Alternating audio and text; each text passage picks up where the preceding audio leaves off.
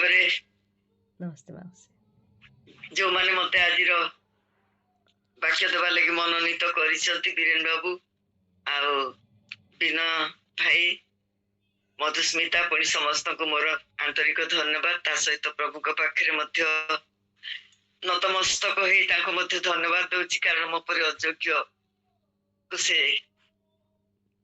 वाक्य देवा लगी आज सुजोग देइछंती मु जाने ना मु कोन वाक्य देबी प्रभु मते साहाय्य करंतु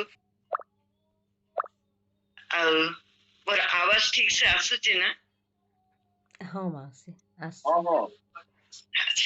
धन्यवाद प्रभु आज गोटे सुंदर सुजोग मते देइछंती आउ से सुजोग मो निजर योग्यता हिसाब रे मु पाई नै अनुग्रह करी मते देइछंती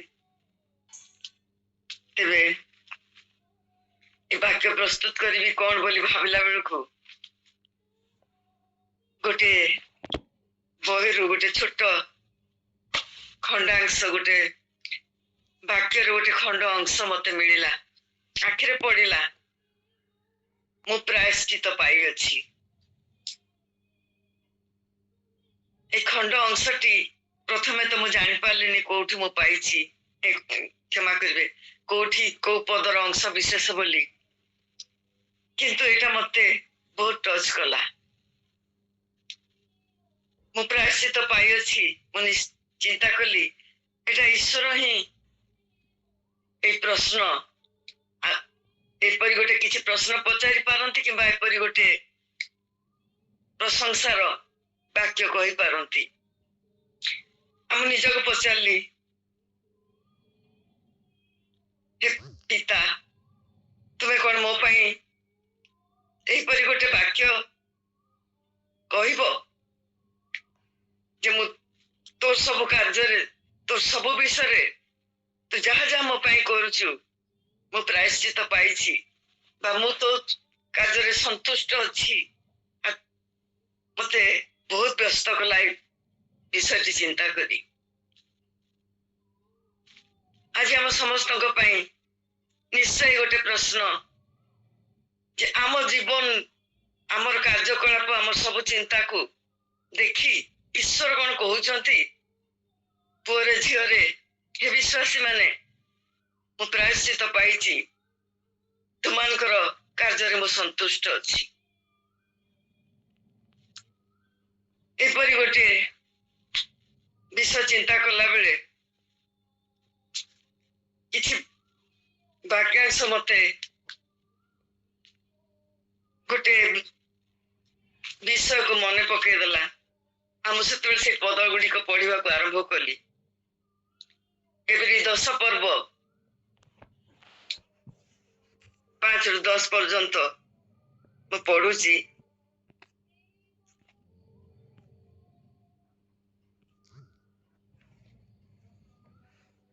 किसी अंश मु पढ़ुची 3 पदटी मु पढ़ुची किंतु सेही सब बळी रे वर्ष को वर्ष पाप स्मरण करा जाए कारण वृषक और छागर रक्त जे पाप हरण करिवो ए असंभव सेति पई ख्रीष्ट जगत को आगमन करी कहंती बलिदान और नैवेद्य न लोड़ी मो निमंते एक शरीर प्रस्तुत कलो होम बलि और पापार्थक बलि रे तुमरो संतुष्ट हैला नहीं सेते बेले मु कहली देखो शास्त्र रे मो विषय रे लिखा अछि हे ईश्वर तुमर इच्छा साधन करबा को मु आसी अछि ऊपर से कहती बलिदान नैवेद्य होम बलि और पापार्थक बलि तुम्हें लोड़िल नहीं किबा सेतरे तुमर संतोष नथिला जहा सब व्यवस्था अनुसार उत्सर्ग करा जाए तत्पर से कहती देखो तुम्भर इच्छा साधन करबा को मु आसी अछि द्वितीयटी स्थापन करबा निमंते से प्रथमटी लोप करंती 10 पदरे लिखा जाए यीशु ख्रीष्टଙ୍କ शरीर एकाथर के उत्सर्गीकृत हेबा द्वारा से इच्छा तो माने पवित्रीकृत होइछु ए पदटी ए पद गुड़ी को हमको स्मरण करई दिए जे आमर मंगल निमंते बा आमर उद्धार निमंते ନିମନ୍ତେ ଜଗତ ପତନ ପୂର୍ବରୁ ଈଶ୍ୱର ଗୋଟେ ବଳିକୃତ ମେଷ ଶାବକ ପ୍ରସ୍ତୁତ କରି ରଖିଥିଲେ, ଯାହା ପ୍ରକାଶିତ 13 ପର୍ବ 8 ପଦରେ ଲେଖାଯାଏ। ଜଗତ ପତନାବଧି ବଳିକୃତ ମେଷ ଶାବକ, ଅର୍ଥାତ୍ ଜଗତ ପତନ ପୂର୍ବରୁ ଈଶ୍ୱର ଆମ ପାଇଁ ଗୋଟେ ବଳିଦାନର ବ୍ୟବସ୍ଥା କରିଥିଲେ। ଈଶ୍ୱର ଜାଣିଥିଲେ ଆଗକୁ କଣ ହେବାକୁ ଯାଉଛି, ଆଉ ସେଥିପାଇଁ ଈଶ୍ୱର ଅତି ସୁନ୍ଦର ଭାବରେ ଗୋଟେ ବଳିଦାନର ଯୋଜନା ପ୍ରସ୍ତୁତ କଲେ। ଆଉ ସେ ଯୋଜନାରେ ସେ କାହାକୁ ନେଇ ଏ ଯୋଜନାଟିକୁ କମ୍ପ୍ଲିଟ କରିବେ ସେ ବିଷୟରେ ସେ ମଧ୍ୟ ଯେତେବେଳେ ଚିନ୍ତା କରୁଛନ୍ତି, ସେତେବେଳେ ଆମେ ଦେଖୁଛୁ এই 10 ପର୍ବରେ ଯୋଉ ବିଷୟଟି ମୁଁ ପଢିଲି, ସେ ବିଷୟରେ ଗୀତ ସଂହିତା 40 ପର୍ବରେ ମଧ୍ୟ ଆପଣମାନେ ଦେଖିବେ ଯେ ପୁତ୍ର କହୁଛନ୍ତି ପିତା ମୋ ଶରୀର ମୁଁ ତୁମକୁ ବ୍ୟବହାର ନିମନ୍ତେ ଦେଇ ଦଉଛି। ପିତା ନିଜକୁ ସମ୍ପୂର୍ଣ୍ଣ ରୂପେ ସମର୍ପଣ କରୁଛନ୍ତି, ପୁତ୍ର ସମ୍ପୂର୍ଣ୍ଣ ରୂପେ ନିଜ ଶରୀରକୁ ପିତାଙ୍କ ହାତରେ ସମର୍ପଣ କରୁଛନ୍ତି।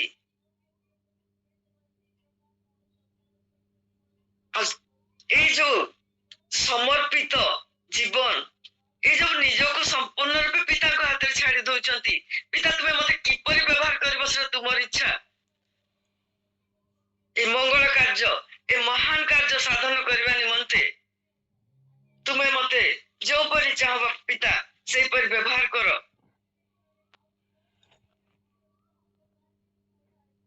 ଆଉ ସେତେବେଳେ ତାଙ୍କର ସେଇ ସମ୍ପୂର୍ଣ୍ଣ ଉତ୍ସର୍ଗୀକୃତ ଆତ୍ମସମର୍ପଣକୁ ନେଇ ଯେତେବେଳେ ଯୀଶୁ ଡୁବ ନେଇ ଜଳରୁ ଉଠି ଆସୁଛନ୍ତି, ପିତାଙ୍କର ପ୍ରଶଂସାର ସ୍ୱର ଶୁଣା ଯାଉଛି, ଏ ଆମ୍ଭର ପ୍ରିୟ ପୁତ୍ର, ଏହାଙ୍କଠାରେ ଆମର ପରମ ସନ୍ତୋଷ। ପିତା ଖୁସି ହେଇଛନ୍ତି ଯେ ମତେ କେବଳ ନିଜକୁ ବ୍ୟବହାର କରିବା ଲାଗି ପୁତ୍ର ଦେଇନାହିଁ, କିନ୍ତୁ ମୋର ପ୍ରତିଟି ଆଜ୍ଞାକୁ ସେ ପାଳନ କରିଛି। ଆଉ ସେ ସମସ୍ତ ବିଷୟ ପିତାଙ୍କର ଆଜ୍ଞାନୁସାରେ, ବା ଏପରି କହିବାକୁ ହବ ଯେ ପିତା ତାଙ୍କର ସମସ୍ତ ଶରୀରକୁ ନେଇ ତାଙ୍କର ଯେପରି ଇଚ୍ଛା ସେପରି ସେ ତାକୁ ତିଆରି କରିଛନ୍ତି, ଆଉ ଯୋଉ ଉଦ୍ଦେଶ୍ୟରେ ଚାହିଁଛନ୍ତି ଯୀଶୁଙ୍କୁ ସେପରି ବ୍ୟବହାର କରିଛନ୍ତି।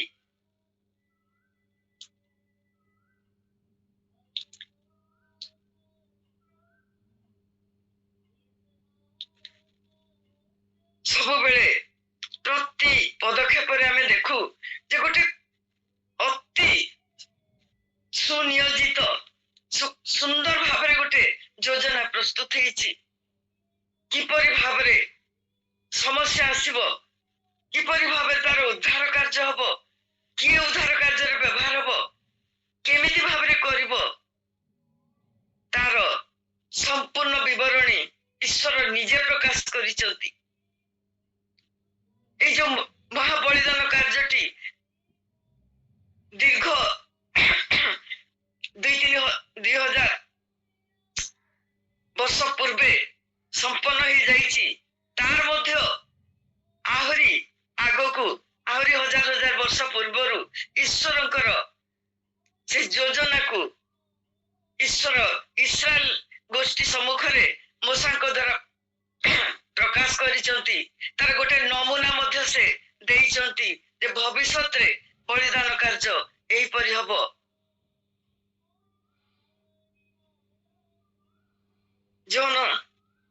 ପ୍ରଥମ ଯୌନ 2 ପର୍ବ 2 ପଦରେ ଲେଖାଯାଏ, ଆଉ ସେ ଆମମାନଙ୍କ ପାପ ନିମନ୍ତେ, କେବଳ ଆମମାନଙ୍କ ପାପ ନିମନ୍ତେ ନୁହେଁ ମାତ୍ର ସମସ୍ତ ଜଗତର ପାପ ନିମନ୍ତେ ମଧ୍ୟ ପ୍ରାୟଶ୍ଚିତ ଅଟନ୍ତି, ଅର୍ଥାତ୍ ସେ ଯୀଶୁ ଖ୍ରୀଷ୍ଟ। ଈଶ୍ୱରଙ୍କ ଯୋଜନା ଅନୁସାରେ ଈଶ୍ୱର ଯେତେବେଳେ ଦେଖିଲେ ଯେ ଆଦମ ହବାଙ୍କର ସେଇ ଆଜ୍ଞା ଲଙ୍ଘନକାରୀ ପାପର ଭୟଙ୍କରତା, ସେତେବେଳେ ଈଶ୍ୱର ଅନିଚ୍ଛା ସତ୍ତ୍ୱେ ମଧ୍ୟ ତାଙ୍କ ପାଖରୁ ତାଙ୍କ ପୁତ୍ରକୁ ଅଲଗା କରିଦେଇଛନ୍ତି। ଗୋଟେ ସୁରମ୍ୟ ସ୍ୱର୍ଗୀୟ ଉଦ୍ୟାନ ପରି ସୁନ୍ଦର ଉଦ୍ୟାନରେ ଯୋଉଠି କି ଆଦମ ହବା ଆନନ୍ଦରେ ବୁଲୁଥିଲେ, କୌଣସି ଚିନ୍ତା ନଥିଲା। ପ୍ରତିଦିନ ପିତା ଈଶ୍ୱରଙ୍କର ସାନ୍ନିଧ୍ୟ ପାଉଥିଲେ। ସାମାନ୍ୟ ଆଜ୍ଞା ଲଙ୍ଘନ ହୁଏତ ତାଙ୍କ ପାଇଁ ସାମାନ୍ୟ, କିନ୍ତୁ ଈଶ୍ୱରଙ୍କ ପାଇଁ ଗୋଟେ ବହୁତ ବଡ ପାପ। ଆଉ ଈଶ୍ୱର ତାଙ୍କୁ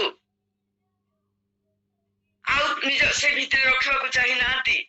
ସେ ସ୍ୱର୍ଗୀୟ ପରିବେଶ ଆଦମ ହବା ପାଇଁ ଉପଯୁକ୍ତ ନଥିଲା। ଈଶ୍ୱର ତାଙ୍କୁ ସିଧା ବାହାର କରି ସେ ଗୋଖର କଣ୍ଟା ବଣରେ ଫୋପାଡ଼ି ଦେଇଛନ୍ତି। ବିଚ୍ଛିନ୍ନ ହେଇଯାଇଛି। ମନୁଷ୍ୟର ସମ୍ପର୍କ ଈଶ୍ୱରଙ୍କ ଠାରୁ ସମ୍ପୂର୍ଣ୍ଣ ରୂପେ ବିଚ୍ଛିନ୍ନ ହେଇଯାଇଛି। ଈଶ୍ୱର ଚାହିଁ ନଥିଲେ ଆଦମ ହବାକୁ ବାହାର କରିଦେବା ଲାଗି। ଆଦମ ହବା ବି ଜାଣିନଥିଲେ ଏଇ ଗୋଟେ ସାମାନ୍ୟ ଭୁଲ, ଯାହା ତାଙ୍କ ଦୃଷ୍ଟିରେ ସାମାନ୍ୟ ଥିଲା, କରିଦେଲେ ଯେ ଆମକୁ ଏମିତି ଭୟଙ୍କର ପନିଶମେଣ୍ଟ ମିଳିବ। କିନ୍ତୁ ଈଶ୍ୱର ଆଉ ଶୈତାନ, ଈଶ୍ୱରଙ୍କର ରାଜ୍ୟରେ ଈଶ୍ୱରଙ୍କ ନିକଟରେ ଶୈତାନ ରହିପାରିବନି। ଶୈତାନର ଦାସାନୁଦାସ ହବା ପରେ ଈଶ୍ୱର ଆଦମ ହବାକୁ ଅଲଗା କରିଦେଇଛନ୍ତି। କିନ୍ତୁ ତାଙ୍କ ମନରେ ଚିନ୍ତା ଅଛି, ମୋ ପିଲା ପୁନର୍ବାର ମୋ ସହିତ କିପରି ମିଳିତ ହବ। ସେଇ ଯୋଉ ଭୟଙ୍କର ପାପର ପରିଣତି, ନିଜର ଜ୍ଞାନ ଫେରି ପାଇବା ବା ନିଜକୁ ସମ୍ପୂର୍ଣ୍ଣ ରୂପେ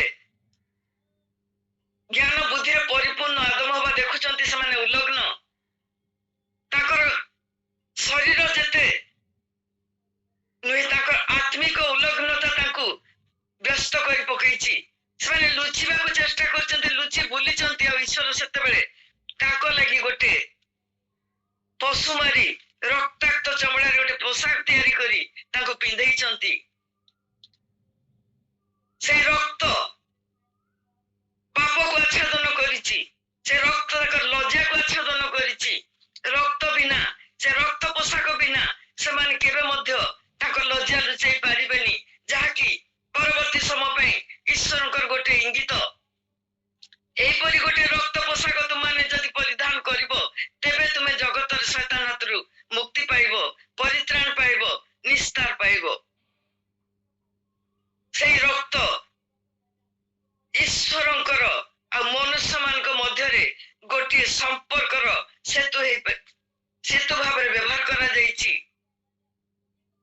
ବିନା ରକ୍ତରେ ଈଶ୍ୱରଙ୍କର ସମ୍ମୁଖୀନ ହେବା ଲାଗି କାହାରିକୁ ଈଶ୍ୱର ଅନୁମତି ଦେଇନାହାନ୍ତି। ସେ ଷ୍ଟ୍ରିକ୍ଟ ଭାବରେ ଆଦେଶ ଦେଇଛନ୍ତି ଯେ ରକ୍ତ ବିନା ମୋ ସମ୍ମୁଖକୁ ତୁମେ ଆସିବ ନାହିଁ। ଆଉ ଆମେ ଦେଖୁ ମୋସାଙ୍କୁ ଯେତେବେଳେ ଆଦେଶ ଦିଆଗଲା ଯେ ତୁମେ ସମାଗମ ତମ୍ବୁ ନିର୍ମାଣ କର, ଆଉ ତାକୁ ଦୁଇ ଭାଗରେ ବିଭକ୍ତ କର, ଗୋଟେ ପବିତ୍ର ସ୍ଥାନ ଆଉ ଗୋଟେ ମହାପବିତ୍ର ସ୍ଥାନ। ମହାପବିତ୍ର ସ୍ଥାନରେ ରହିଲା ଗୋଟିଏ ସିନ୍ଦୁକ, ଯାହାକି ସୁନାରେ ଛାଉଣି ହେଇଥିଲା। ତା ଉପରେ ରହିଲା ଗୋଟେ କଭରିଂ, ଯାହାକୁ ପାପାଚ୍ଛାଦନ ବୋଲି କୁହାଗଲା, ଯାହାର ଦୁଇ ପାଖରେ ଦୁଇଟି କିରୁବ ଠିଆ ହେଇଥିଲେ। ପକ୍ଷ ଊର୍ଦ୍ଧ୍ୱକୁ ଯେପରି ଘେରେଇକିରି ଗୋଟେ ଆଢୁଆଳ କରି ଉପରେ ଗୋଟେ ଛାଉଣି ପରିକା ସେ ପାପାଚ୍ଛାଦନ ଉପରେ ଦୁଇଆଡେ ଦୁଇଟି କିରୁବ ଡେଣା ମେଲେଇ ରହିଥିଲେ। ଆଉ ଈଶ୍ୱର କହିଲେ, ମୁଁ ତାରି ମଧ୍ୟରୁ ଇସ୍ରାଏଲ ବଂଶକୁ ଜଣେ ରିପ୍ରେଜେଣ୍ଟ ମାଧ୍ୟମରେ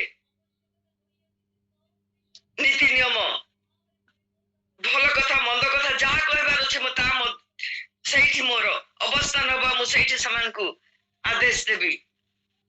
ଆଉ ଜଣେ ମହାଯାଜକ, ଈଶ୍ୱର ଆଦେଶରେ ଗୋଟେ ମହାଯାଜକ ଅଭିଷେକ କରାଗଲା। ଆଉ ତାଙ୍କର କାମ ହେଲା, ସେ କେବଳ ସେ ଈଶ୍ୱରଙ୍କ ସମ୍ମୁଖୀନ ହେବା ଲାଗି ବର୍ଷକୁ ଗୋଟେ ଥର ତା ମଧ୍ୟରେ ପ୍ରବେଶ କରିବେ। ଆପଣ ମାନେ ଦେଖିବେ, ଯାହାହେଲେ ବି 17 ପର୍ବରେ 16 ପର୍ବରେ ଆପଣ ପାଇବେ, ସେଠି ସ୍ପଷ୍ଟ ଭାବରେ ସେ ବିଶଦ ବିବରଣୀ ଲେଖାଯାଇଛି ଯେ କେବଳ ଗୋଟିଏ ଦିନ ମହାଯାଜକ ସେଇ ମହାପବିତ୍ର ସ୍ଥାନକୁ ପ୍ରବେଶ କରିବେ। ଦୁଇ କୋଠରୀ ମଧ୍ୟରେ ପବିତ୍ର ମହାପବିତ୍ର ସ୍ଥାନରେ ଗୋଟିଏ ବିଚ୍ଛେଦ ବସ୍ତ୍ର ରହିଲା, ଯୋଉ ବିଚ୍ଛେଦ ବସ୍ତ୍ରକୁ, ବିଚ୍ଛେଦ ପରଦା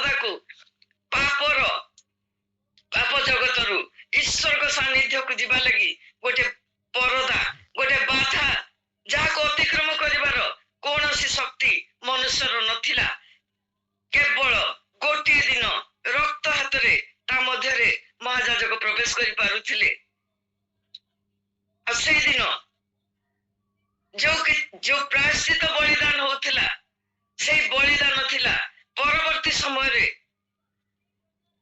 ସାରା ଜଗତର ମୁକ୍ତି ନିମନ୍ତେ ଈଶ୍ୱରଙ୍କ ସେଇ ମହାଯୋଜନା। ତାଙ୍କ ପୁତ୍ରକୁ ସେ ଜଗତକୁ ପଠେଇଥିଲେ। ଯୀଶୁ ମାଂସିକ ଶରୀର ଧରି ଜଗତରେ ଅବତରଣ କଲେ କିଛି ଜଗତ ବିଷୟରେ ଜାଣିବାକୁ ନୁହେଁ, ଜଗତର ଜୀବନ ଦେଖିବାକୁ ଆସିନଥିଲେ। ସେ ମୂଳରୁ ତାଙ୍କ ସୃଷ୍ଟି ପୂର୍ବରୁ ସେ ଜାଣିଥିଲେ ଯେ ଗୋଟେ ମହାନ ବଳିଦାନର ସେ ମୁଖ୍ୟ ଅଂଶ। ସେ ଆସିନଥିଲେ ରିପ୍ରେଜେଣ୍ଟ ଭାବରେ ଜଗତକୁ ଶାସନ କରିବା ଲାଗି, ଯେମିତି ପିତା ମହାରାଜ, ପୁତ୍ର ଯୁବରାଜ ତାଙ୍କର ରିପ୍ରେଜେଣ୍ଟେଟିଭ ହେଇକିରି, ଯେମିତି ଆମେ ଦେଖିଛୁ ଗତ ଅନେକ ବର୍ଷ ତଳେ କୁଇନ୍ ଏଲିଜାବେଥ ଥିଲେ ବ୍ରିଟେନର ରାଣୀ, ତାଙ୍କର ପୁଅ ବିଭିନ୍ନ ସଭା ସମିତି, ବିଭିନ୍ନ ପ୍ରକାର ଅନୁଷ୍ଠାନକୁ ଯେତେବେଳେ ରାଣୀଙ୍କର ଉପସ୍ଥିତି ଦରକାର ହଉଥିଲା, ସେତେବେଳେ ଯୁବରାଜ ଯାଉଥିଲେ ତାଙ୍କ ଅନ୍ ବିହାଫ୍ ଅଫ୍ ତାଙ୍କର ରିପ୍ରେଜେଣ୍ଟେଟିଭ ହେଇକିରି। ଆଉ ତାଙ୍କୁ ସେଇ ରାଣୀଙ୍କର ସମ୍ମାନ ମିଳୁଥିଲା। ରାଣୀ ଭାବରେ ଯୋଉ ସମ୍ମାନ ତାଙ୍କୁ ମିଳିବା କଥା ଥିଲା ରାଣୀଙ୍କର, ତାହା ତାଙ୍କର ରିପ୍ରେଜେଣ୍ଟ ଯୁବରାଜକୁ ମିଳୁଥିଲା। ଯୀଶୁ ସେହିପରି ଆସିନଥିଲେ ଏଠି ରାଜତ୍ୱ କରିବା ପାଇଁ, ସେ ଆସିଥିଲେ ଜଗତର ପାପ ବୋହି ନେଇଯିବା ପାଇଁ, ଜଗତର ପାପୀ ମାନଙ୍କ ପାଇଁ ନିଜକୁ ଉତ୍ସର୍ଗ କରିବା ପାଇଁ ସେ ଆସିଥିଲେ। ଈଶ୍ୱର ତାଙ୍କୁ ପଠେଇଥିଲେ, ଈଶ୍ୱର ତାଙ୍କୁ ଗୋଟେ ମାଂସିକ ଶରୀର ଦେଇଥିଲେ, ଈଶ୍ୱର ତାଙ୍କୁ ମନୁଷ୍ୟ ପାଇଁ ଗୋଟେ ବଳିଦାନ ନିମନ୍ତେ, ମନୁଷ୍ୟର ପରିବର୍ତ୍ତରେ ମନୁଷ୍ୟର ବଳି, ଗୋଟେ ମାଂସିକ ମନୁଷ୍ୟ ପାପ କରିଛି ତାକୁ ଉଦ୍ଧାର କରିବା ପାଇଁ ତାରି ପରି ଗୋଟେ ମନୁଷ୍ୟର ଆବଶ୍ୟକତା ଅଛି। ବ୍ୟବସ୍ଥାରେ ଅତି ଭୟଙ୍କର ଭାବରେ ନିୟମ ଥିଲା। ସେ ଲେଭି 24 ପର୍ବ 20 ପଦରେ ଲେଖାଯାଏ, କ୍ଷତ ପରିଶୋଧରେ କ୍ଷତ, ଚକ୍ଷୁ ପରିଶୋଧରେ ଚକ୍ଷୁ, ଦନ୍ତ ପରିଶୋଧରେ ଦନ୍ତ, ମନୁଷ୍ୟ ଦେହରେ ଯେ ଯେପରି ଖୁଣ କରିଅଛି ତାହା ପ୍ରତି ସେହି ପ୍ରକାର କରାଯିବ। ପୁଣି 21 ପଦରେ ଲେଖାଯାଏ, ପୁଣି ଯେଉଁ ଜନ ନର ହତ୍ୟା କରେ, ଶେଷ ଧାଡି, ଯେଉଁ ଜନ ନର ହତ୍ୟା କରେ ସେ ହତ ହବ। ମନୁଷ୍ୟ ବଦଳରେ ମନୁଷ୍ୟ। ଯୋଉ ବିଷୟଟି ଆପଣ ମାନେ ମୁଁ ଯୋଉ ପଢିଲି 20 ପର୍ବରେ, ଯାହା କ୍ଷତି ହେଇଛି ଜଣଙ୍କର, ସେଇ କ୍ଷତି ଆର ଜଣକୁ ମଧ୍ୟ ସହ୍ୟ କରିବାକୁ ପଡିବ। ଯଦି ଗୋଟେ ମଣିଷ ମାରିଛି, ସେ ଲୋକକୁ ମରିବାକୁ ପଡିବ। ଆତ୍ମିକ ପାପ କରି ମୃତ୍ୟୁର ଅଧୀନ ହେଇଥିବା ମନୁଷ୍ୟ ମାନଙ୍କ ନିମନ୍ତେ, ସେଇ ମନୁଷ୍ୟର ପାପ ନିମନ୍ତେ ଆଉ ଜଣେ ମନୁଷ୍ୟକୁ ମନୋନୀତ କରାଯାଇଛି, ଯେ ତା ଜାଗାରେ ମରିବ ଏବଂ ଜଗତ ମୁକ୍ତି ପାଇବ। ଆଉ ସେଇଟା ଆମେ ଦେଖୁ ଯୋହନ 3 ପର୍ବ 16 ପଦରେ ସ୍ପଷ୍ଟ ଭାବରେ ଯୀଶୁଙ୍କ ମୁଖ ଦ୍ୱାରା ତାହା ପ୍ରକାଶ ହେଇଛି। କାରଣ ଈଶ୍ୱର ଜଗତକୁ ଏଡ଼େ ପ୍ରେମ କଲେ ଯେ ସେ ଆପଣ ଅଦ୍ୱିତୀୟ ପୁତ୍ରଙ୍କୁ ଦାନ କଲେ, ଯେପରି ଯେ କେହି ତାଙ୍କ ଠାରେ ବିଶ୍ୱାସ କରେ ସେ ବିନଷ୍ଟ ନ ହୋଇ ଅନନ୍ତ ଜୀବନ ପାଇବ। ଗୋଟେ ଯୋଜନା ପ୍ରସ୍ତୁତ ହେଇଛି, ସାରା ଜଗତ ପାଇଁ ପ୍ରସ୍ତୁତ ହେଇଛି। ପ୍ରିୟମାନେ, ଆମେ ଯେତେ ଜଣ ବିଶ୍ୱାସୀ ଏଠି ବସିଛୁ ବା ଆଉ ଯୋଉ ବିଶ୍ୱାସୀ ମାନେ ଅନୁମଣ୍ଡଳରେ ଅଛନ୍ତି, କେବଳ ସେତିକି ପାଇଁ ଈଶ୍ୱର ଯୋଜନା କରିନଥିଲେ। ଏଟା ଗୋଟେ ଛୋଟିଆ ମୋଟିଆ ଯୋଜନା ନୁହେଁ। ଈଶ୍ୱରଙ୍କ ପୁତ୍ର ବଳିଦାନ ହବ, ମୁଷ୍ଟିମ ଗୋଟିଏ ଛୋଟ ଦଳ ପାଇଁ ନୁହେଁ। ଈଶ୍ୱରଙ୍କ ପୁତ୍ର ବଳି ହବ ସାରା ଜଗତର ଗୋଟିଏ ସ୍ୱଜାତି ବିଜାତି ଦୁଷ୍ଟ ଶିଷ୍ଟ ସମସ୍ତଙ୍କ ପାଇଁ ବଳି ହବ। ଏ ମହାନ ବଳିଦାନ କାମକୁ କିପରି ଭାବରେ କରାଯିବ, ସେ ବିଷୟଟି 16 ପଦରେ ଆପଣ ଦେଖିବେ। ଲେଭି 16 ପର୍ବରେ ସ୍ପଷ୍ଟ ଭାବରେ ବର୍ଣ୍ଣନା କରାଯାଇଛି ଯେ ମନୁଷ୍ୟର ପାପ ନିମନ୍ତେ କିପରି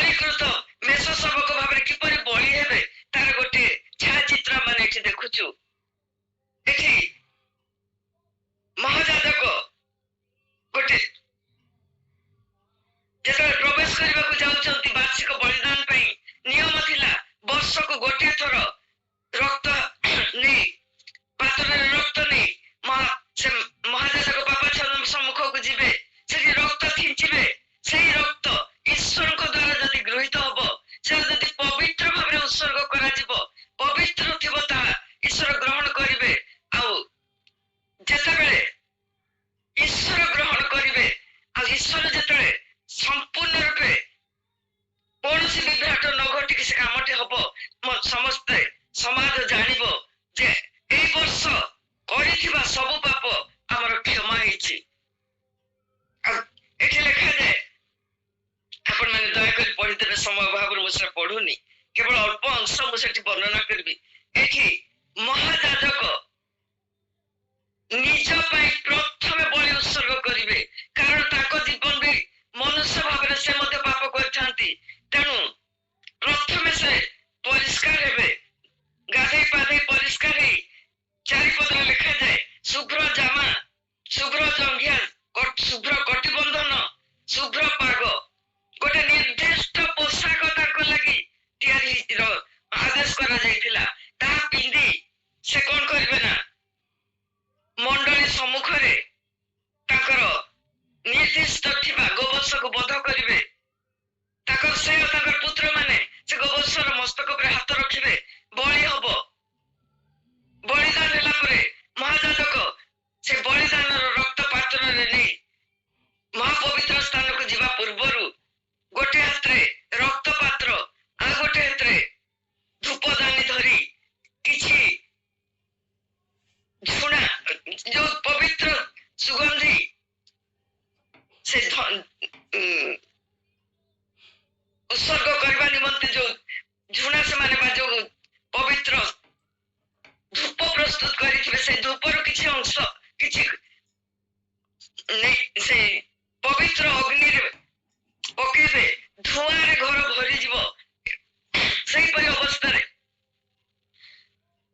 ସେହି ପରଦା ଟୋପି, ସେ ବିଚ୍ଛେଦ ପରଦା ଟୋପି ମହାଯାଜକ ସେ ପାପାଚ୍ଛାଦନ ସମ୍ମୁଖକୁ ଯିବେ, ପୂର୍ବ ଦିଗକୁ ଥରେ ରକ୍ତ ଛିଞ୍ଚିବେ, 7 ଥର ପାପାଚ୍ଛାଦନ ସମ୍ମୁଖରେ ରକ୍ତ ଛିଞ୍ଚିବେ, ଆଉ ତାପରେ ସେ ବାହାରି ଆସିବେ। ପୁନର୍ବାର ଆସିଲା ପରେ ଆଉ ଯୋଉଠି ସମସ୍ତ ଇସ୍ରାଏଲ ବଂଶ ପାଇଁ ଯୋଉ ବଳିଦାନ ତାକୁ ସେ କରିବେ, ସେଥିପାଇଁ 2ଟି ଛାଗ ମନୋନୀତ କରାଯିବ। ସେ 2ଟି ଛାଗ ସମସ୍ତ ଇସ୍ରାଏଲ ଗୋଷ୍ଠୀର ପାପ ପାଇଁ ଈଶ୍ୱରଙ୍କ ଆଦେଶ ଅନୁସାରେ ବଳି ଭାବରେ ପାପର ମୂଲ୍ୟ ଭାବରେ ବ୍ୟବହାର କରାଯିବ। ଆଉ ସେଠି ମହାଯାଜକ ଗୁଲିବାଟ କରି 2ଟି ଛାଗରୁ ଗୋଟିକୁ ବଳିଦାନ ପାଇଁ ମନୋନୀତ କରିବେ, ଆଉ ଗୋଟିକୁ ତ୍ୟାଗ ପାଇଁ ମନୋନୀତ କରିବେ। ଆଉ ତାପରେ ଆମେ ଦେଖୁ ତା ପର ଷ୍ଟେଜରେ ସେଇ ବଳିଦାନ କାର୍ଯ୍ୟ ହବ। ପ୍ରଥମେ ସେ ଈଶ୍ୱରଙ୍କ ପାଇଁ ଯୋଉ ବଳି ତାକୁ ମହାଯାଜକ ବଳିଦାନ ଭାବରେ ଉତ୍ସର୍ଗ କରିବେ, ଆଉ ପାତ୍ରରେ ତାର ରକ୍ତ ସଂଗ୍ରହ କରିବେ, ଧୂପଦାନୀ ନେବେ, ଧୂପ ଗୁଣ୍ଡ ସହିତ ପକେଇବେ, ଆଉ ପୁନର୍ବାର ଦ୍ୱିତୀୟ ଥର ପାଇଁ ବିଚ୍ଛେଦ ପରଦା ଟୋପି ସେ ପାପାଚ୍ଛାଦନ ସମ୍ମୁଖକୁ ଯିବେ। ଆଉ ସେଠାରେ ଏତେ ଧୂଆଁ ହବ, 2 ଥର ଯାକ ତାଙ୍କୁ କୁହାଯାଇଛି ସେ ଧୂଆଁରେ ସେ ଘର ଭରିଯିବ। ଆଉ ସେ ପୁରା ସେ ଯୋଉ ଘରଟା ଧୂଆଁରେ ଭରିଯିବ, ତାରି ଭିତରେ ସେ ଅସ୍ପଷ୍ଟ ଆଲୋକରେ ମହାଯାଜକ ତାଙ୍କର ପୁନରାବୃତ୍ତି କରିବେ। ସେ ପୂର୍ବ ଆଡକୁ ଥରେ ରକ୍ତ ଛିଞ୍ଚିବେ, ପାପାଚ୍ଛାଦନ ଉପରେ ରକ୍ତ ଛିଞ୍ଚିବେ। ସେ ରକ୍ତ ହଉଛି ପୁରା ଇସ୍ରାଏଲ ବଂଶର ପାପ କ୍ଷମା ନିମନ୍ତେ ଈଶ୍ୱରଙ୍କୁ ଅର୍ପଣ କରାଯାଉଥିବା ରକ୍ତ। ପାପାଚ୍ଛାଦନ ସମ୍ମୁଖରେ ସେ ରକ୍ତ ଛିଞ୍ଚିବା ଅର୍ଥ ବର୍ଷକର ପାପକୁ ସେ ରକ୍ତ ଘୋଡେଇ ଦେଲା। ସେ ରକ୍ତର ଆବରଣ କରିବା, ସେ ରକ୍ତର ଯେପରି ଲେଖାଯାଇଛି ଯାହାର ପାପ ଆଚ୍ଛାଦନ ହୋଇଛି ସେ ଧନ୍ୟ। ପାପକୁ 1 ବର୍ଷ ପାଇଁ ସେ ରକ୍ତ ଦ୍ୱାରା ଘୋଡେଇ ଦିଆଗଲା। ପାପ ଚାଲିଗଲାନି ମୋ ପ୍ରିୟ ମାନେ, ପାପ ଅଛି, ତାକୁ କେବଳ ଘୋଡେଇ ଦିଆଯାଇଛି। ଆଉ ତାପରେ ଯେତେବେଳେ ମହାଯାଜକ ବାହାରି ଆସୁଛନ୍ତି, ସେତେବେଳେ ଜନତା ଆନନ୍ଦ ଉଲ୍ଲାସରେ ଚିତ୍କାର କରୁଛନ୍ତି।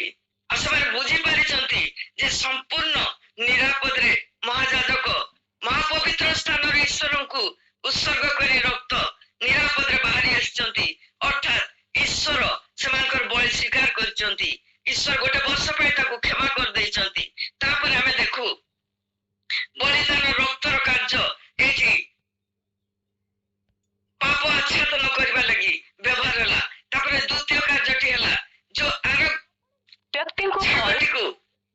अलगा करा जाइଥିଲା ତାର କାମ ହେଲା ସେ ଗୋଟିଏ ବର୍ଷ ପାଇଁ ଇସ୍ରାଏଲ ବଂଶର ପାପକୁ ବୋହି ନେଇ ଚାଲିଯିବ। ଆଉ ସେ ବିଷୟରେ ଲେଖାଯାଏ ଯେ ସେ 16 ପର୍ବ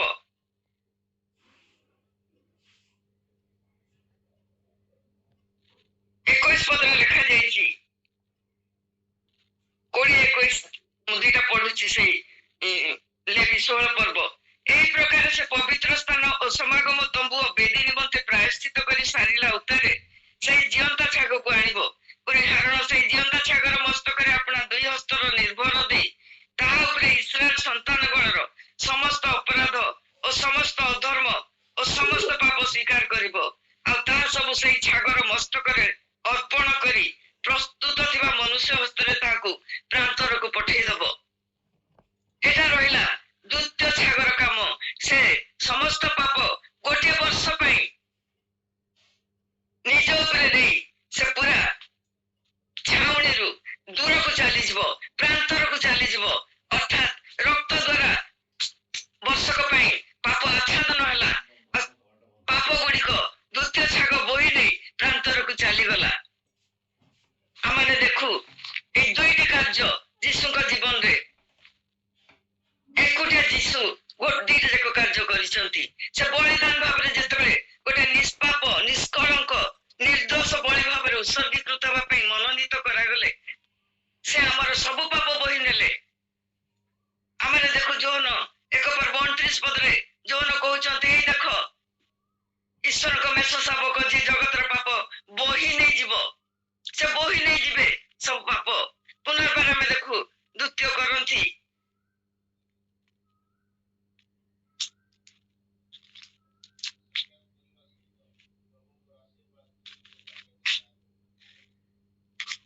5 ପର୍ବରେ ଲେଖାଯାଏ 2 କରନ୍ଥୀ 5 ପର୍ବ 21 ପଦରେ ଲେଖାଯାଏ ଯାହାଙ୍କ ଠାରେ ପାପର ଲେଶ ନଥିଲା ତାହାଙ୍କୁ ସେ ଆମମାନଙ୍କ ନିମନ୍ତେ ପାପ ସ୍ୱରୂପ କଲେ ଯେପରି ଆମମାନେ ତାହାଙ୍କ ଦ୍ୱାରା ଈଶ୍ୱରଙ୍କ ଧାର୍ମିକତା ସ୍ୱରୂପ ହଉ। ସେ ପାପ ନିମନ୍ତେ ବଳିଦାନ ହେବା ଲାଗି ସେ ରକ୍ତର ମୂଲ୍ୟ ରକ୍ତରେ ଆମକୁ ପରିଷ୍କାର କରିବା ପାଇଁ ରକ୍ତ ବୋହେଇବା ପାଇଁ ତାଙ୍କୁ ମନୋନୀତ କରାଯାଇଥିଲା। ସେ ପାପ ବୋହି ନେଇଯିବା ପାଇଁ ଆସିଥିଲେ। ଆଉ ଆମର ପାପ ଧୋଇବା ନିମନ୍ତେ ତାଙ୍କୁ ରକ୍ତ ବିସର୍ଜନ କରିବାର ଥିଲା। ସେ ସେଇ ବଳି ସେ ପ୍ରଥମ ବଳି ଯିଏକି ଆମକୁ ପାପରୁ ମୁକ୍ତ କରିବା ପାଇଁ ବଳିଦାନ ହେଲେ, ଯିଏକି ନିଜର ଶରୀରକୁ କ୍ରୁଶ ଉପରେ ବଳିଦାନ ସ୍ୱରୂପ ଅର୍ପଣ କରିଦେଲେ, ଯାହାକୁ ବଳି ଦିଆଗଲା ଏବଂ ତାଙ୍କର ରକ୍ତ ଯାହା ଦେହରୁ ବାହାରିଲା ସେ ରକ୍ତ ହଉଛି ସେ ପବିତ୍ର ରକ୍ତ, ଯୋଉ ରକ୍ତ ଈଶ୍ୱରଙ୍କ ପାଖରେ ପୁତ୍ର ନେଇ ସମର୍ପଣ କରିଛନ୍ତି, ଯୋଉ ରକ୍ତର ବିନିମୟରେ ଆମଙ୍କର ପାପ କ୍ଷମା ହେଇଛି, ଯୋଉ ରକ୍ତ ଦେଖି ପିତା ସନ୍ତୁଷ୍ଟ ହେଇଛନ୍ତି।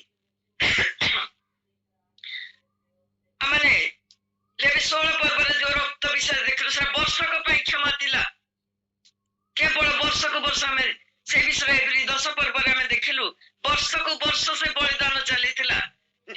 ପରମାନେଣ୍ଟ କ୍ଷମା ନଥିଲା, କିନ୍ତୁ ପବିତ୍ର ପୁତ୍ରଙ୍କର ପବିତ୍ର ରକ୍ତ ଆମକୁ ସାରା ଜୀବନ ପାଇଁ ଜଗତର ସମସ୍ତଙ୍କ ପାଇଁ କ୍ଷମାର ବାଟ ଖୋଲିଦେଲା। ସେଇ ରକ୍ତ ନେଇ ଯେତେବେଳେ ଯୀଶୁ ପିତାଙ୍କ ସମ୍ମୁଖରେ ଢାଳି ଦେଇଛନ୍ତି, ଯେତେବେଳେ ଲେଖାଯାଏ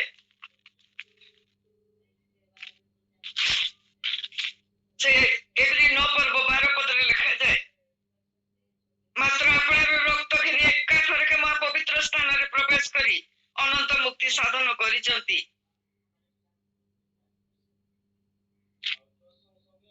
ବର୍ଷକୁ ବର୍ଷ ଚାଲିଥିବା ସେ ବଳିଦାନ କାର୍ଯ୍ୟ ଶେଷ ହେଇଛି।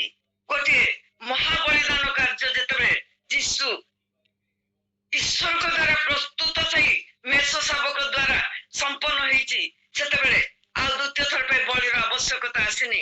ସେଇ ଗୋଟିଏ ବଳିର ରକ୍ତ ଏଠାରେ ଆମେ ଦେଖୁଛୁ ଯୀଶୁ 3ଟି କାର୍ଯ୍ୟ କରିଛନ୍ତି। ଯୀଶୁ ମହାଯାଜକ ପରି କାର୍ଯ୍ୟ କରିଛନ୍ତି। ନିଜକୁ ଯୀଶୁ ବଳି ଦେଇଛନ୍ତି। ନିଜର ରକ୍ତରେ ମନୁଷ୍ୟର ସାରା ଜଗତର ପାପକୁ ସେ ଧୋଇ ଦେଇଛନ୍ତି। ଏଠି ପାପ ଆଚ୍ଛାଦନ ହେଇନି, ଏଠି ପାପ ସମ୍ପୂର୍ଣ୍ଣ ରୂପେ ସଫା କରି ଦିଆଯାଇଛି। ଯୀଶୁ ଯେତେବେଳେ ଯୀଶୁଙ୍କ କ୍ରୁଶରେ ଚଢେଇବା ବିଷୟରେ ଯୀଶୁଙ୍କୁ ଯେତେବେଳେ ଆଦେଶ ଦିଆଗଲା ସେତେବେଳେ ସାରା ଜଗତର ପାପକୁ ଯୀଶୁ କାନ୍ଧରେ ବୋହି ନଗର ବାହାରକୁ ଚାଲି ଯାଇଛନ୍ତି, ପ୍ରାନ୍ତରକୁ ଚାଲି ଯାଇଛନ୍ତି। ତାଙ୍କର ଜଗତର ସମସ୍ତ ପାପକୁ ସେ କାନ୍ଧରେ ବୋହି ଜଗତର ଲୋକମାନଙ୍କୁ ପାପରୁ ମୁକ୍ତି ଦେବା ନିମନ୍ତେ ଗୋଟିଏ ଥରକରେ ସେ ପାପ ବୋହି ନେଇ ସେ ଚାଲି ଯାଇଛନ୍ତି ନଗର ବାହାରକୁ। କ୍ରୁଶରେ ନିଜେ ଚଢିଛନ୍ତି। କ୍ରୁଶରେ ତାଙ୍କୁ କେହି ଚଢେଇ ନାହାନ୍ତି ମୋ ପ୍ରିୟମାନେ। ସେ ସ୍ୱଇଚ୍ଛାରେ ନିଜକୁ ଦାନ କରିଛନ୍ତି ଏ ଜଗତର ପରିତ୍ରାଣ ନିମନ୍ତେ, ପ୍ରାୟଶ୍ଚିତ ବଳିଦାନ ହେବା ନିମନ୍ତେ। ଆଉ ସେ ନିଜେ ତା ଉପରେ ଚଢି ସେ ନିଜକୁ ନିଜେ ବଳିଦାନ କରିଛନ୍ତି। ସେ 10 ପର୍ବରେ ଆମେ ଦେଖୁ ସେ କହିଛନ୍ତି ମୋ ପ୍ରାଣ ମୋ ଠାରୁ କେହି ନେଇପାରେନି, ମୁଁ ନିଜେ ଦାନ କରେ। ଆଉ ଏଠି ଆମେ ଦେଖୁଛୁ ସେ ନିଜ ପ୍ରାଣ ଦାନ କରିଛନ୍ତି। ଆଉ ତାପରେ ଆମେ ଦେଖୁଛୁ ତାଙ୍କ ଦେହରୁ ନିଗିଡି ବୋହି ଆସିଥିବା ସେଇ ରକ୍ତକୁ ସେ ନେଇ ସେ ମହାଯାଜକ ତୁଲ୍ୟ এই 9 ପର୍ବ 12 ପଦରେ ଲେଖାଯାଇଛି ଯେ ଆପଣଙ୍କ ରକ୍ତ କିଣି ଏକାଥରକେ ମହାପବିତ୍ର ସ୍ଥାନରେ ପ୍ରବେଶ କଲେ, ଅର୍ଥାତ୍ ଈଶ୍ୱରଙ୍କ ସମ୍ମୁଖରେ ସେଇ ଅହସ୍ତକୃତ ବେଦୀରେ ଢାଳି ଦେଲେ। ପିତା ମୋର ରକ୍ତ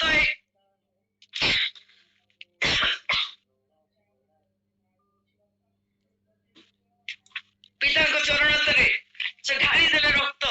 ପିତା ଦେଖି ଖୁସି ହେଲେ, ପିତା ସନ୍ତୁଷ୍ଟ ହେଲେ। ପିତା ସମ୍ପୂର୍ଣ୍ଣ ରୂପେ ଜଗତ ପାଇଁ ପାପ ମାଫିର ଯୋଉ ଆପ୍ଲିକେସନରେ ସାଇନ୍ କରିଦେଲେ।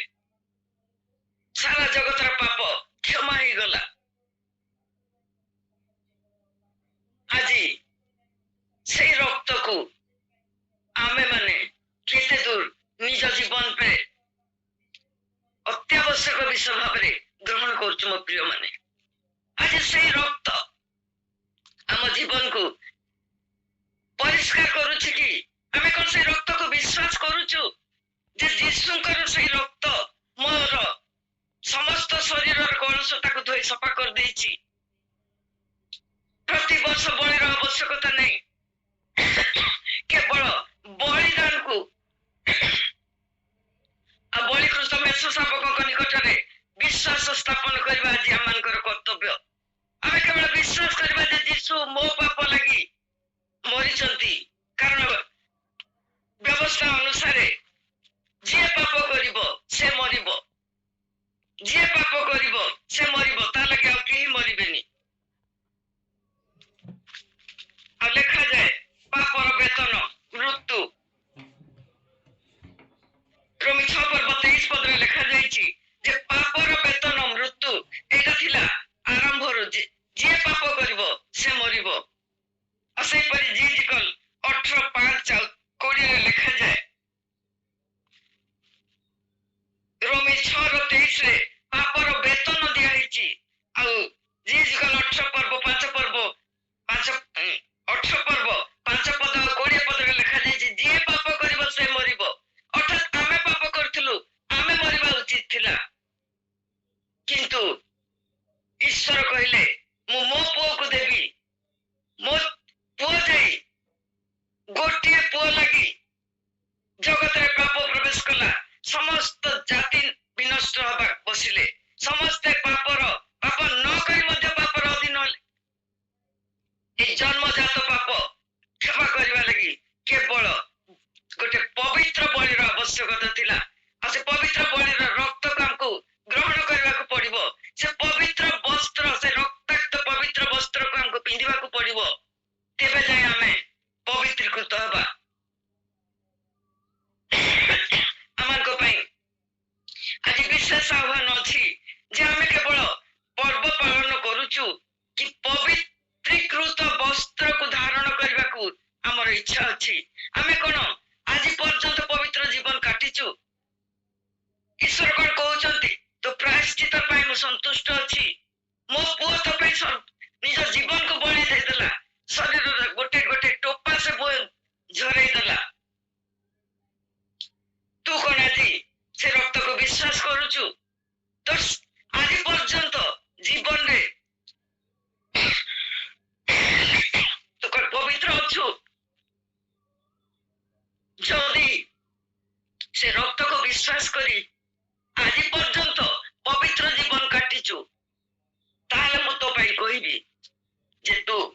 ତାହେଲେ ମୁଁ ତୋ ପାଇଁ କହିବି ଯେ ମୁଁ ପ୍ରାୟଶ୍ଚିତ ପାଇଛି। ମୋ ପ୍ରିୟ ମାନେ, ଆଉ ଅଳ୍ପ ଦିନ ପରେ ଆମେ ସେ ମୃତ୍ୟୁ ଦିବସକୁ ପାଳନ କରିବୁ। ଯୋଉ ପ୍ରଭୁ ଯୀଶୁ ଆମ ପାପକୁ ସମ୍ପୂର୍ଣ୍ଣ ରୂପେ ବୋହି ନେଇଯାଇଛନ୍ତି, ଆମ ପାଇଁ ସମ୍ପୂର୍ଣ୍ଣ ରକ୍ତ ନିଗାଡ଼ି ଦେଇ ବଳିଦାନ ମେଷ ଭାବରେ ବଳିକୃତ ମେଷ ଭାବରେ ସେ ବଳିଦାନ ହେଇଯାଇଛନ୍ତି। ଆମେ କଣ ବିଶ୍ୱାସ କରୁଛୁ? ଆମେ କଣ ତାଙ୍କର ଇଚ୍ଛାକୁ ସଫଳ କରୁଛୁ? ଆଜି ସାରା ଜଗତ ଚାହିଁଛି, ମୁକ୍ତି ପଥ ଖୋଜୁଛି। ଆମେ କେତେ ଜଣଙ୍କୁ ମୁକ୍ତିର ପଥ ଦେଖେଇ ପାରୁଛୁ? ଆମର ଶୁଚିକୃତ ପବିତ୍ର ଜୀବନ କେତେ ଜଣକୁ ଆକୃଷ୍ଟ କରୁଛି? ଆମ ଦ୍ୱାରା କେତେ ଜଣକୁ ଆମେ ପବିତ୍ର ଜୀବନର ପଥ ଦେଖେଇ ସେ ପବିତ୍ର ରକ୍ତରେ ପରିଷ୍କୃତ ହେବା ଲାଗି କଢେଇ ଆଣି ପାରୁଛୁ? ନା କେବଳ ମୁଁ ଭଲରେ ଅଛି, ମୁଁ ସେ ରକ୍ତରେ ପରିଷ୍କାର ହେଇଛି, ସେ ରକ୍ତ ମୋ ପାଇଁ ବୁହା ଯାଇଥିଲା, ମୋ କାମ ଶେଷ। ସାରା ଜଗତର ସମସ୍ତ ପାପକୁ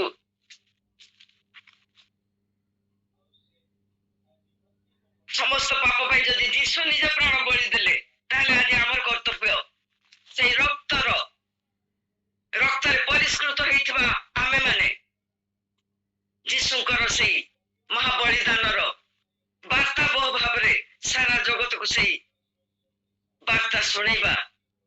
ଅର୍ଥାତ୍ ଗୋଟିଏ ଆତ୍ମାକୁ ଆମେ ଯୀଶୁଙ୍କ ପାଖକୁ କଢେଇ ଆଣିବା।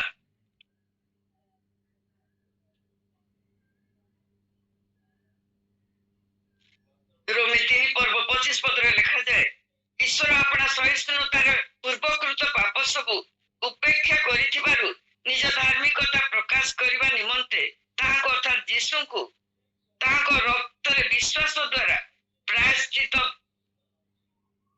ବଳି ରୂପେ ପ୍ରଦର୍ଶନ କରିଛନ୍ତି। ପ୍ରିୟମାନେ, ଈଶ୍ୱର ପତିତ ମାନବକୁ ଉଦ୍ଧାର କରିବା ପାଇଁ ଯୋଉ ବିଷୟଟି ଯୋଉ ଯୋଜନାଟି କରିଥିଲେ, ପୁତ୍ର ତାକୁ ସମ୍ପୂର୍ଣ୍ଣ କରିଛନ୍ତି। ସେ ସମ୍ପୂର୍ଣ୍ଣ କାର୍ଯ୍ୟକ୍ରମର ଗୋଟେ ଗୋଟେ ଅଂଶ ଆମେ ଯଦି ଆଜି ସେଇ ମହାବଳିଦାନର ସେ ପ୍ରାୟଶ୍ଚିତ କାର୍ଯ୍ୟର ପରିଚୟ ପାଇଛୁ, ନିଜ ଜୀବନରେ ସେ ରକ୍ତକୁ ବ୍ୟବହାର କରିଛୁ, ସେ ରକ୍ତରେ ଧୋଇ ପୋଛି ପରିଷ୍କାର ହେଇଛୁ, ସେ ରକ୍ତ ବସ୍ତ୍ର ଆମେ ପରିଧାନ କରିଛୁ। ଆସୁ ଆମମାନଙ୍କର ମଧ୍ୟ ଆଜି କର୍ତ୍ତବ୍ୟ ଆଉ ଜଣକୁ ଆମେ ସେଇ ପବିତ୍ର ରାଜ୍ୟର ପ୍ରଜା ହେବା ଲାଗି ଡାକି ଆଣୁ। ତାର ଜୀବନକୁ ଆମେ ରକ୍ଷା କରୁ, ତାକୁ ଈଶ୍ୱରଙ୍କ ଲାଗି ଈଶ୍ୱରଙ୍କ ଖୁଆଡ଼ର ଗୋଟେ ଅଂଶୀଦାର ଭାବରେ ତାକୁ ମଧ୍ୟ ଆମେ ଆଜି ଗ୍ରହଣ କରିବା ଲାଗି ବାଟ କଢେଇ ଆଣୁ। ପ୍ରଭୁ ଆମମାନଙ୍କ ଠାରୁ ଚାହାନ୍ତି, ଆଉ ସେ ଯେତେବେଳେ ଆମେ ସେଇ କାର୍ଯ୍ୟରେ ସମ୍ପୂର୍ଣ୍ଣ ରୂପେ ନିଜକୁ ଉତ୍ସର୍ଗ କରିବା, ଆମେ ଯେତେବେଳେ ତାଙ୍କ ସେଇ ଇଚ୍ଛାକୁ ପୂରଣ କରିବା ଲାଗି ଆଗ୍ରହୀ ହେବା, ଈଶ୍ୱର କହିବେ, ମୁଁ ପ୍ରାୟଶ୍ଚିତ ପାଇଛି, ମୁଁ ତୋ ଉପରେ ଖୁସି ଅଛି, ତୋ ପାଇଁ ମୁଁ ଯାହା କରିଥିଲି ତୁ ମତେ ତାର ରିଟର୍ନ ଦେଇଛୁ। ଆଜି ଆମେ କଣ କରିବା ପ୍ରିୟମାନେ, ନିଜେ ଚିନ୍ତା କରିବା।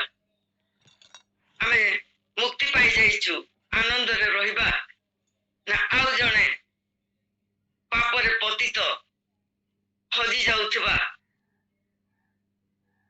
ଈଶ୍ୱରଙ୍କ ଗୋଟେ ସନ୍ତାନକୁ ଈଶ୍ୱରଙ୍କ ପାଖକୁ କଢେଇ ଆଣିବା? ପ୍ରଭୁ ସମସ୍ତଙ୍କୁ ଆଶୀର୍ବାଦ କରନ୍ତୁ। ଏ ଯୋଜନାରେ ଆମେ ମଧ୍ୟ ଆଶୀର୍ବାଦ ପାଇଛୁ, ଅନ୍ୟକୁ ସେ ଆଶୀର୍ବାଦର ଅଂଶୀ କରିବା ପାଇଁ ପ୍ରଭୁ ନିଶ୍ଚୟ ଆମମାନଙ୍କୁ ବ୍ୟବହାର କରିବେ।